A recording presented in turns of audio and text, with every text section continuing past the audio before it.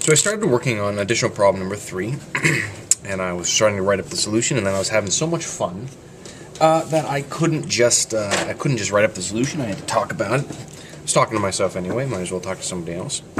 So we have in the problem we have a satellite orbiting around the Earth, and in this particular problem, your task is to figure out how many times a day the satellite would cross a particular point on the Earth. If it's 200 miles above the surface of the Earth, and it has to go over both poles.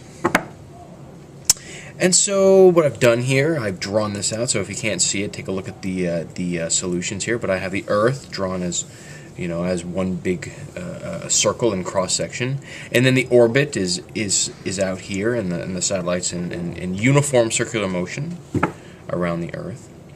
Now, that's not stated in the problem, but we know that wherever the satellite is, say it's there, we know that gravity points radially inward.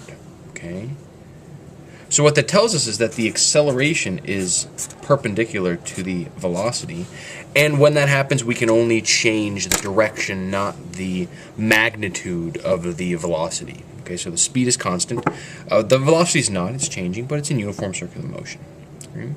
So I've done a few conversions here. I've converted the radius of the Earth plus the 200 miles above the surface, 4,000 plus 200, into a radius of orbit of 6,760 kilometers. Okay, and that's in kilometers. We'll have to convert that later.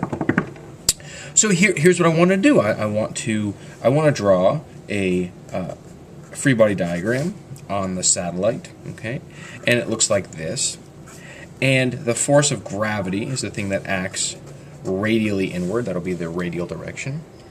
And so if I do Newton's second law, F net, and the radial direction is ma radial. Those are the only forces acting. And I have to be careful here, right? Gravity's not constant. We talked about that. And so the form of the net force is going to be the gravitational constant, mass of the Earth, mass of the satellite, divided by the radius that it's at, r0 squared. And that's going to be mass of the satellite times the radial acceleration, which is v squared over r0. And we didn't explicitly talk about it, but there's a lot of stuff we can do with this expression. And what's most helpful in this problem is to note that the velocity, or the speed, is going to be the distance that it travels in one period, or the circumference, 2 pi r0, divided by the time it takes t to go over a particular, or to go through that orbit. Okay. And so what I get here is I can see right away that my masses cancel. All right. And when I plug this baby in here, I have a g me over r0 squared is equal to, well, square the speed, that's 4 pi squared, r0 squared, divided by, well, I get a t squared in the denominator, and I still have this r. Right. And so, I have some stuff here. I have an r0, I have an r0 squared here, and what I'm going to do is I'm going to rearrange this. All right, and so that's where we're going to start. So I'm just going to rearrange this expression a little bit.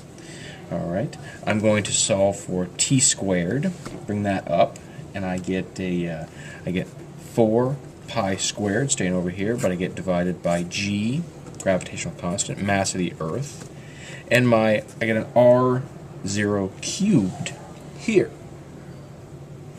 And so you can look it up, but the mass of the Earth is 5.97 times 10 to the 24 kilograms. You can look it up. The gravitational constant is 6.67 times 10 to the minus 11, and the units are a little wonky, but they're meters cubed per kilogram per second squared. All right. And so what I can do is, I plug all this stuff in, and as intermediate step, t squared is I plug that into my calculator here, and I get a constant that I don't know really if it has any sort of physical significance, but it's 9.914 times 10 to the minus 14 And it's got some crazy units. I'll work out the units in a second, but I get an R0 cubed. So I can actually guess what these units are. They're actually the units of this constant. It's seconds squared per meter cubed. Right, and I can see that because when I multiply the constant times R naught cubed, the meters cubed have to go away, leaving me with seconds squared. All right. And so then, when I plug this thing in, I find a period. So I have to take the square root. I plug all this stuff in of about 5,500, 5534 seconds. And so what this problem asks us is, well, how many times does a satellite orbit the Earth in one day? And so if you want to do this, well, I haven't done it yet, but we plug it into my fancy pants abacus here.